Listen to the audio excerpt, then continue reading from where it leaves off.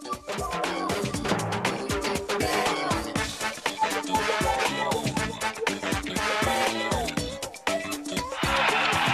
to you by Smart Friend Live Smart.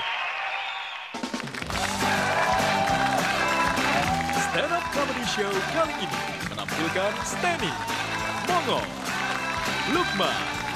Kemunduran diwakili oleh rambut, ya kan, makin mundur. Dan kemajuan diwakili oleh perut. Itu yang terjadi sama pria. Ya kan, Prita bilang, mari kita berdoa. Aminnya lama banget. Ya kan, dia berdoa, amin. Jangan lupa ya nanti malam ada kawinan di kilometer 800 itu. Dapat anak kilometer 1000 kalau nggak salah.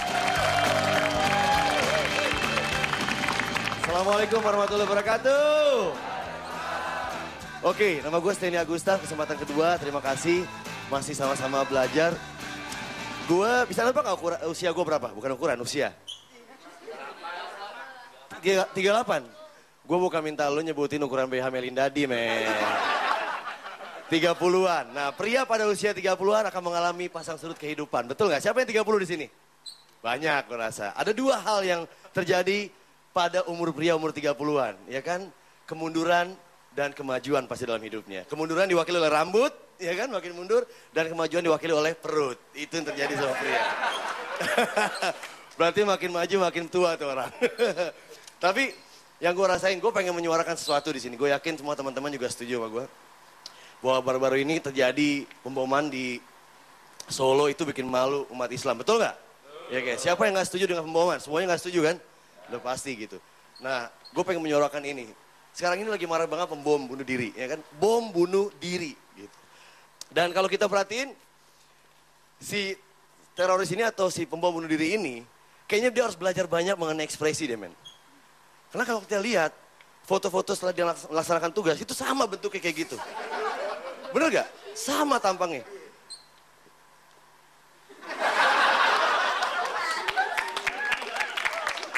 Dimanapun, padahal dia jadi public figure, ada di headline semua surat kabar, ada di berbagai media elektronik. Dia ngetop seketika, harusnya dia belajar ekspresi, betul gak? Gua aja yang udah jadi selebriti, skuter, selebriti kurang terkenal. Ya kan? Nggak pernah ada di situ. Headline surat kabar belum pernah gitu. Gue jadi kepikiran apa gue jadi mau bunuh diri aja ya. Lebih top. Pose pasti sama. Sekalipun ada paling mencong dikit mulutnya. Nah, terus suatu saat gue pernah membaca sebuah buku. Gue lagi mengalami krisis kepercayaan diri. Terus terang profesi gitu kan ya. Akhirnya gue baca buku-buku motivator gitu. Akhirnya gue nemu satu buku yang menarik. Dan gue yakin ini buku menarik sekali gitu ya. Gue baca, ada sebuah kalimat dalam bahasa Inggris yang gue lihat di situ. When you do your job, express yourself and show the inner you. Dia bilang gitu, gue ulang ya. When you do your job, express yourself and show the inner you. Itu semangat banget begitu gue baca. Dan si teroris ini, gue yakin bego, gak bisa bahasa Inggris, men. Tapi dia baca buku yang sama, gue yakin. Dia bilang, when you do your job, dia lakuin kan, dar. Gue lakuin pekerjaan gue, express yourself, dia senyum. Show the inner you, keluar jeroannya semuanya. The inner you, yang paling dalam gitu. Dan motifnya sama. Si pembom bunuh diri ini atau suicide bomber ditawarin hal yang sama. Ini biasa terjadi sama orang-orang yang ngebet kawin. Siapa yang di sini ngebet kawin? Oh gue. Tapi loser belum ketemu dengan pasangan.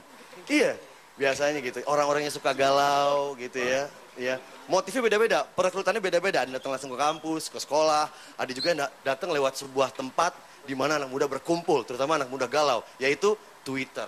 Yeah. Malam minggu, ketika semua orang pacaran bersama pasangannya, ada seorang pemuda di rumah aja jam 8. Lagunya, kemesraan ini. Zamannya dia. Dia nge-tweet, duh, nggak kuat rasanya gue berada dalam kesendirian ini, hashtag galau, hashtag kemudian kening. Galau banget. Tiba-tiba dibalas, twing, muncullah balasan dari @perawansurga. Yeah. Karena kan ditawarin dia, kalau lo mati lo menjalani tugas, lo akan berangkat ke surga mendapatkan 72 perawan di surga. Wah hebat. @perawansurga bilang, halo, iya, menyapa tuh si rekruter itu.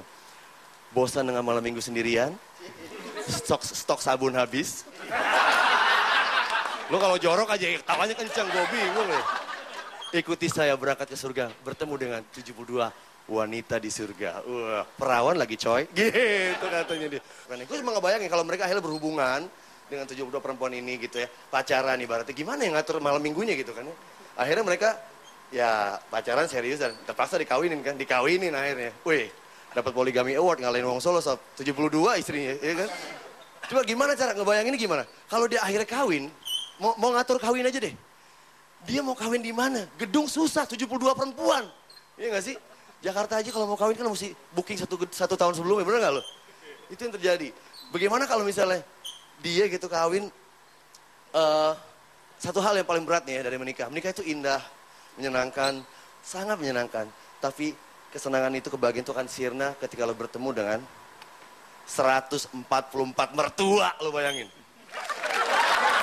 Ya, gue berharap sih Indonesia akan jadi tempat yang damai. Sebenarnya gue setuju sama saran dari gubernur zaman dulu ya, Ali Sadikin, bahwa kalau lo mau berjudi, prostitusi, dilokalisasi aja. Kasih aja satu di antara 1000 pulau yang kita punya. Ya kan, 1000 pulau nggak diapa-apain juga, bener nggak?